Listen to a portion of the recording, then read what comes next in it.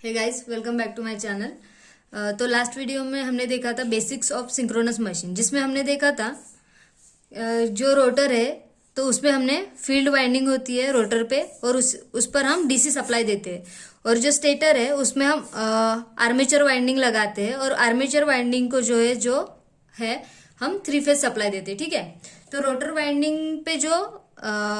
पे जो field winding होती है उसे हम डीसी सप्लाई देते हैं। तो उसके कुछ टाइप से, मतलब डीसी सप्लाई जो है, या फिर बोल सकते हैं कि फील्ड वाइंडिंग जो है उसे हम एक्साइट कैसे करते हैं। तो उसके 3 तरीके हैं। पहला तो है डीसी एक्साइटर। ठीक है, पहला है डीसी एक्साइटर, सेकंड है स्टैटिक एक्साइटेशन, और थर्ड है ब्रशलेस एक्साइटेशन। ठीक है, तो जो डीसी एक्साइटर है बेसिकली वो एक कन्वेंशनल मेथड है, और उसको हमने 3 पार्ट में डिवाइड किया है। बेसिक एक्साइटर जो है तो 3 पार्ट से बना हुआ होता है। पहला क्या है? Pilot exciter, second main exciter, and third one is main 3 phase alternator. ठीक है, तो पहले देखते हैं पायलट एक्साइटर। तो pilot exciter basically DC shunt generator होता है। ठीक है, जिसका जो आउटपुट है, ये जो डीसी शंट जनरेटर, तो इसकी हम पहले डायग्राम देख लेते हैं। ठीक है, ताकि आपको समझने में आसानी हो।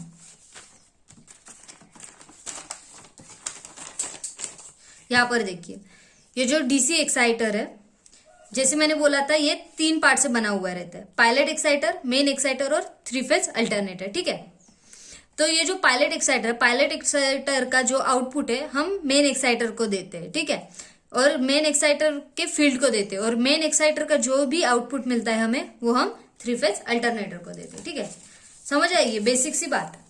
तो चलिए देखते हैं। जैसे मैंने अभी डायग्राम में भी दिखाया था कि डीसी शंट जनरेटर है, उसका आउटपुट हमने किसे दिया था? मेन एक्साइटर को। मेन एक्साइटर के कहाँ पे? फील्ड को। ठीक है, तो फील्ड पर हमने क्या दिया? DC shunt generator. DC shunt generator का आउटपुट क्या होगा? इसका आउटपुट होगा हमारा डीसी। क्या होगा? डीसी आउटपुट होगा। ठीक है, तो उसका हम जो आउटपुट है वो हम किसे देते हैं? Main exciter. Basically main exciter जो है वो है सेपरेटली एक्साइटेड डीसी जनरेटर। ठीक है, तो ये भी हुआ डीसी जनरेटर, तो इसका आउटपुट भी क्या होगा? DC output. ठीक है, तो इसका जो भी डीसी आउटपुट है हम देंगे मेन अल्टरनेटर के फील्ड को। ठीक है, आई बात समझ में आपको? तो जैसे कि मैंने बोला था कि ये कन्वेंशनल मेथड है, मतलब बहुत पुरानी मेथड है ना। तो इसके जो भी ड्रॉबैक्स है उसे ओवरकम करने के लिए और भी 2 मेथड्स हमने देखी है। कौन सी? स्टैटिक एक्साइटर और ब्रशलेस एक्साइटर। तो हमने ये जो हमारा कन्वेंशनल मेथड है उसके कौन से ड्रॉबैक्स है? तो उसके 2 मेन ड्रॉबैक्स है। पहला तो उसमें एक कूलिंग प्रॉब्लम होती है और मेंटेनेंस प्रॉब्लम होती है। मेंटेनेंस प्रॉब्लम क्यों होती है? क्योंकि वहां पे रोटेटिंग मशीन है, राइट। तो रोटेटिंग तीन अगर आप रोटेटिंग मशीन यूज करोगे तो उसका मेंटेनेंस भी बढ़ेगा, राइट। तो ये हुआ। तो जो हमारे मॉडर्न एक्साइटर कौन से? स्टैटिक एक्साइटर और ब्रशलेस एक्साइटर। तो उसमें हमने क्या किया है? ये जो रोटेटिंग पार्ट्स है उसको कम कर दिया है। तो कम करने के लिए उसमें कम करने से क्या होगा? उसमें हमारे जो नंबर ऑफ स्लाइडिंग कॉन्टेक्ट्स है वो कम हो जाएंगे, राइट। तो वो रिड्यूस हो जाएंगे। और सेकेंड चीज, नंबर ऑफ ब्रशेस भी रिड्यूस हो जाएंगे। तो उससे क्या होगा कि हमारा जो फ्रिक्शन वगैरह है वो कम हो जाएगा, राइट। फ्रिक्शन लॉस वगैरह है वो कम हो जाएगा। सेकेंड टाइप जो मैंने बोला था, स्टैटिक एक्साइटर, राइट। तो स्टैटिक एक्साइटर बेसिकली क्या है? स्टैटिक एक्साइटर में क्या होता है कि जो हमारा 3 फेज अल्टरनेटर है, इसके पहले में क्या किया था हमने? 3 फेज अल्टरनेटर से पहले भी हमने एक पायलट और मेन एक्साइटर यूज किया था। इसमें डायरेक्टली हम 3 फेज अल्टरनेटर से सप्लाई देंगे फील्ड को। तो उसमें क्या करेंगे? देखिए, 3 फेज जो अल्टरनेटर है उसमें क्या है? हमने स्टेप डाउन ट्रांसफार्मर यूज किया। चलो पहले डायग्राम देख ले, नहीं पहले समझ लेते हैं बात को, फिर डायग्राम देखेंगे। ठीक है, तो उसमें क्या होता है? जो 3 फेज अल्टरनेटर का जो भी आउटपुट पावर है उसको हम स्टेप डाउन करेंगे। किसकी मदद से? जैसे आपने देखा होगा मेरे वीडियोस, ट्रांसफार्मर के वीडियोस, उसमें हमें पता ही है कि 3 फेज अगर आपका पावर है या पावर आउटपुट है उसको स्टेप डाउन या स्टेप अप, मतलब वोल्टेज या करंट, उसको स्टेप डाउन और स्टेप अप करने के लिए हम क्या यूज करते हैं? ट्रांसफॉर्मर यूज करते हैं। तो इसमें क्या करेंगे हम, 3 फेज अल्टरनेटर उसका जो वोल्टेज है उसको स्टेप डाउन करेंगे, और स्टेप डाउन किसकी मदद से कर रहे हैं हम लोग, ट्रांसफॉर्मर के। तो स्टेप डाउन जो वोल्टेज है उसको हम देंगे 3 फेज फुल कन्वर्टर ब्रिज को। तो ये जो 3 फेज फुल कन्वर्टर ब्रिज है, मतलब ये तो हुआ रेक्टिफायर, और ये रेक्टिफायर का काम क्या होता है कि हम हमारा जो भी एसी पावर है उसको हम डीसी में कन्वर्ट करते हैं, राइट। तो इससे क्या मिलेगा हमें, 3 फेज फुल कन्वर्टर ब्रिज से हमें मिलेगा डीसी आउटपुट। और ये डीसी आउटपुट जो है ये थायरिस्टर की मदद से मिलेगा, क्योंकि जो हमारा 3 फेज फुल कन्वर्टर ब्रिज है इसमें हमने थायरिस्टर यूज किया है। और इसका ये जो थायरिस्टर है इसका जो फायरिंग एंगल है, राइट, इसका जो फायरिंग एंगल है हम रेगुलेटर के मदद से कंट्रोल करेंगे, ठीक है। ये हो गई स्टैटिक एक्साइटर की बात। उसके आगे क्या होता है देखिए, अभी हमें जो सिग्नल लगेगा है ना, जो भी हमें थायरिस्टर का जो फायरिंग एंगल है एडजस्ट कैसे करेंगे, तो उसके लिए हमें कुछ सिग्नल लगेगा, और जो सिग्नल लगेगा वो हम लेंगे अल्टरनेटर से, राइट।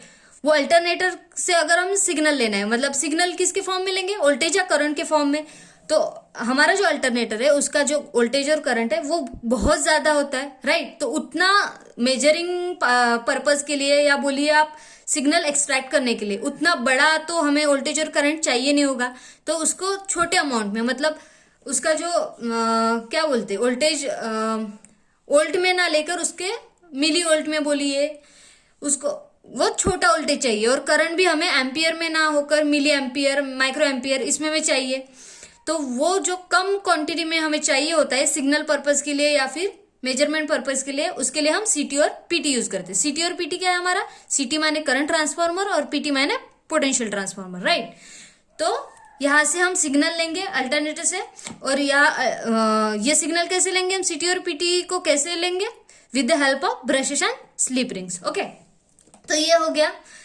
तो ये जो प्रोसेस है, यहां से हमने सिग्नल ले लिया, फिर क्या बोलते 3 फेज ब्रिज को दे दिया, उसने डीसी में कन्वर्ट कर लिया, फिर उसको अल्टरनेटर के फील्ड में दे दिया, है ना। पर ये प्रोसेस स्टार्ट कैसे होती है, स्टार्टिंग प्रोसेस में भी तो कुछ होगी ना इसकी, तो वो कैसे, तो जो हमारा फील्ड वाइंडिंग है उसको पहले स्टार्टिंग में फील्ड करंट चाहिए होगा शुरू करने के लिए, राइट। तो क्या होता है, जो हमारी बैटरी बैंक है, बैटरी बैंक के यूज से हम फील्ड वाइंडिंग को एक्साइट करते हैं। एक्साइट करने के बाद हमें क्या है, फील्ड करंट जो है इस्टेब्लिश होता है, ठीक है। इसमें क्या होता है, फील्ड करंट इस्टेब्लिश हो गया हमारा फील्ड करंट इस्टेब्लिश। तो उसमें क्या होता है, जो अल्टरनेटर स्पीड है, ठीक है ना, अल्टरनेटर स्पीड को हम जब तक के रेटेड स्पीड पे लाते हैं, है ना, हम क्या कहते हैं अल्टरनेटर के स्पीड को रेटेड स्पीड पे लाते हैं। और जैसे ही हमें सफिशिएंट आउटपुट मिलता है, राइट, जैसे हमें सफिशिएंट आउटपुट मिलता है तो हम क्या करते हैं, फील्ड वाइंडिंग को जो बैटरी है, बैटरी बैंक है, फील्ड वाइंडिंग को जो बैटरी बैंक है उसको हम डिस्कनेक्ट कर देते हैं। कब, जब हमें सफिशिएंट आउटपुट मिल जाता है या फिर डिजायर आउटपुट मिल जाता है, ठीक है।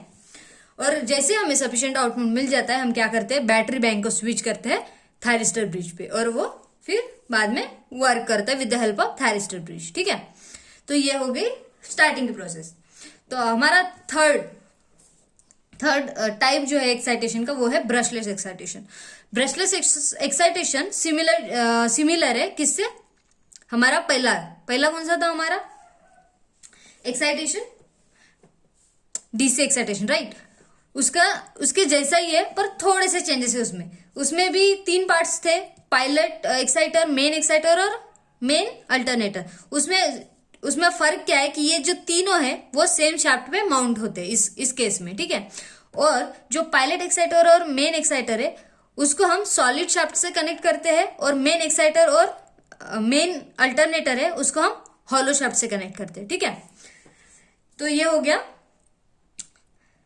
एक्साइटर्स के बारे में, मतलब उसके पार्ट्स के बारे में। तो पहला पार्ट देखते हैं पायलट एक्साइटर। पायलट एक्साइटर में क्या होता है, बेसिकली जो पायलट एक्साइटर है वो परमानेंट मैग्नेट अल्टरनेटर है, ठीक है। और जो इसका जो रोटर है उस पे हम परमानेंट मैग्नेट पोल यूज करते हैं और स्टेटर पे 3 फेज सप्लाई देते हैं, ठीक है। और ये 3 फेज सप्लाई जो है फिर हम देते हैं थायरिस्टर कंट्रोल ब्रिज को। और जैसे थायरिस्टर कंट्रोल ब्रिज आता है, लास्ट इसमें भी देखा था हमने, स्टैटिक एक्साइटर में किस थायरिस्टर कंट्रोल ब्रिज क्या करता है, रेक्टिफिकेशन का काम करता है। रेक्टिफिकेशन का काम मतलब क्या कि 3 फेज एसी को डीसी में कन्वर्ट करता है। ठीक है, ये हो गया। यहाँ से इसके आउटपुट से हमें क्या मिला, डीसी पावर मिला। ठीक है, तो ये जो डीसी पावर है फिर हम देंगे stationary field winding of main exciter. इसका जो डीसी आउटपुट है हमने कहा दिया, फिर मेन एक्साइटर को दिया, राइट। मेन एक्साइटर को देने के बाद क्या होता है, ये जो 3 मेन एक्साइटर को देने के बाद उसके वो भी रोटेटिंग बॉडी है, तो उसमें भी हमें 3 फेज पावर मिलेगा, जो कि कनेक्ट जो मेन एक्साइटर वो अल्टरनेटर से किस शाफ्ट से कनेक्ट है, जैसे मैंने पहले बोला था हॉलो शाफ्ट से, राइट। तो क्या होता है, ये जो 3 फेज है फिर से हम रोटेटिंग सिलिकॉन डायोड रेक्टिफायर को देता है। ये भी तो रेक्टिफायर है ना, तो ये भी क्या करेगा, डीसी आउटपुट में क्या देगा, डीसी पावर आउटपुट, राइट। तो डीसी पावर आउटपुट देगा। फिर क्या होगा, इसका जो डीसी पावर आउटपुट है हमें क्या कहा देना है, मेन अल्टरनेटर को।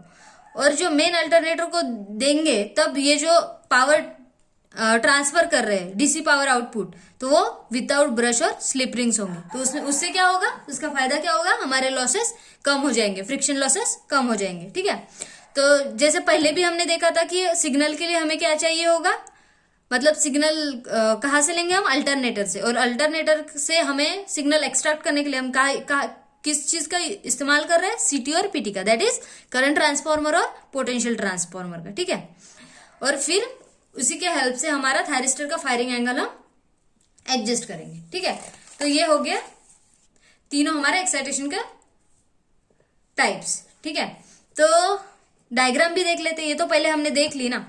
ये क्या है हमारा डीसी एक्साइटर। डीसी एक्साइटर में क्या होता है, हमारे 3 parts, pilot exciter, main exciter और 3 फेज अल्टरनेटर। ठीक है, पायलट एक्साइटर का डीसी डायरेक्टली कनेक्ट होता है मेन एक्साइटर के फील्ड को, और मेन एक्साइटर का जो फील्ड होता है उसमें से भी हमें डीसी आउटपुट मिलता है, जो कि हम देते हैं 3 फेज अल्टरनेटर को। इसमें क्या होता है देखिए, इसमें हमने देखा था कि पहले क्या आता है, बैटरी बैंक से हम प्रोसेस शुरू करने के लिए बैटरी बैंक से